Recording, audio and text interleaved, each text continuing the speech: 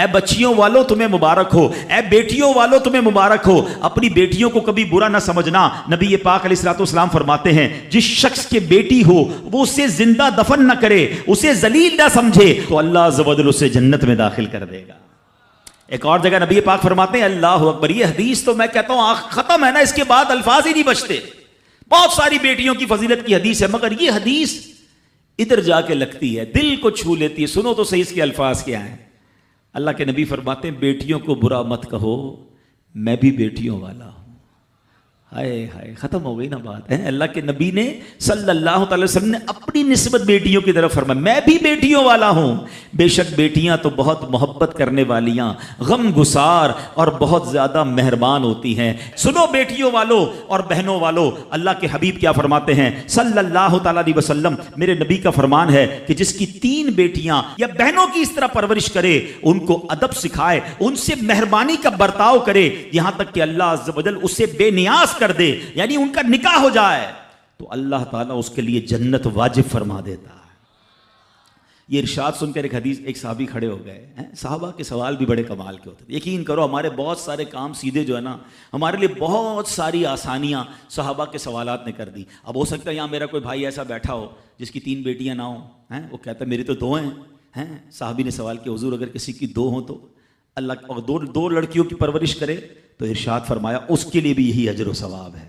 راوی فرماتے ہیں یہاں تک کہ اگر ایک بیٹی کا بھی لوگ ذکر کرتے تو نبی پاک اس کے بارے میں یہی فرماتے۔ مگر ایک روایت اور بھی موجود ہے کہ ایک صحابی نے کھڑے ہو کر کہا حضور اگر کسی کی 1 بیٹی ہو، اللہ کے نبی نے فرمایا 1 بیٹی ہو تو بھی جنت واجب ہو جاتی ہے۔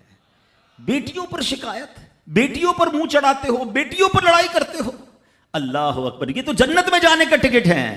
تو اپنی بیٹیوں سے پیار کریں۔ اور باپ جتنے بیٹھے نا، مجھے پتا ہے وہ میری بات کی تائید کریں گے، شاید پیدائش پہ منہ چڑھایا ہوگا کسی نے، لیکن آج بھی باپ سے زیادہ کلوز بیٹی ہی ہوتی ہے۔ پیار وہ باپ سے بیٹی ہی کرتی ہے۔ گھر جاؤ تو بیٹی باپ کا انتظار زیادہ کرتی ہے۔ اور اسلام عورتوں کے حقوق کی شاندار انداز سے بیان کرتا ہے۔ اللہ کے نبی علیہ الصلوۃ والسلام فرماتے ہیں جب کسی کے ہاں لڑکی پیدا ہوتی ہے، سنو، گھر پہ مہمان آئے تو اچھا لگتا ہے نا، اور کوئی بڑا اہم مہمان آ جائے، کوئی بڑے بزرگ آ جائیں تو کتنا خوش ہو جاتے ہیں آپ۔ کئی ایسے بزرگ ہوں گے، کئی ایسے علماء ہوں گے، کوئی ایسی شخصیت ضرور ہوگی جس کو آپ اپنے گھر بلانا چاہتے ہوں گے، مگر آپ سوچتے ہوں گے یار وہ میرے گھر کیسے آئے گا، بہت بڑا آدمی ہے، بڑا مصروف شخص ہے، پسند تو مجھے بہت ہے مگر میں گھر نہیں بلا سکتا۔ سنو، جب تمہارے گھر بیٹی آتی ہے تو پتہ ہے کون مہمان آتا ہے؟ اللہ کے نبی فرماتے ہیں جب کسی کے ہاں لڑکی پیدا ہوتی ہے تو اللہ عز و جل فرشتوں کو گھر بھیجتا ہے۔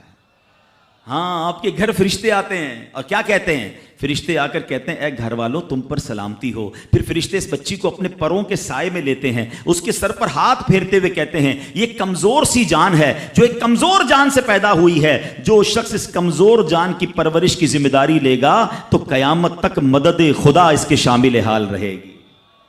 تو اب کبھی بھی بیٹیوں پر زیادتی نہیں ہونے دینی۔ ہاں، بیٹیوں کی دعائیں لو، بیٹیوں کی خدمت کرو۔ اور میں نے خود دیکھا ہے، آپ نے بھی دیکھا ہوگا، میں نے دیکھا ہے، بلکہ میں نے ایک طرح سے انٹرویو لیا ہے ایک رشتہ دار کا کہ یار آپ کی 4 بیٹیاں ہیں، 3 بیٹیاں ہیں، کہتا ہے یار جب سے بیٹیاں آئی ہیں پتہ نہیں رزق کدھر سے آ رہا ہے۔ بیٹیاں تو کیا آئی ہیں، اللہ نے رحمت کے دروازے کھول دیے ہیں، کیونکہ اس نے منہ نہیں چڑھایا۔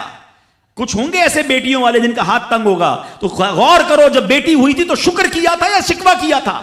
اللہ نے تو بھیجی تھی رحمت تمہارے گھر پہ، تم نے اس وقت بھی اللہ کو ناراض کیا، بیوی کو گالیاں دی، ہنگامہ کیا، اب کہتے ہو رحمت نہیں آ رہی۔ تم نے تو کتنی ناشکری کر لی۔ اگر تم سجدہ شکر ادا کرتے، اللہ کی بارگاہ میں رضا راضی رہتے، اللہ بیٹیاں تو دیتا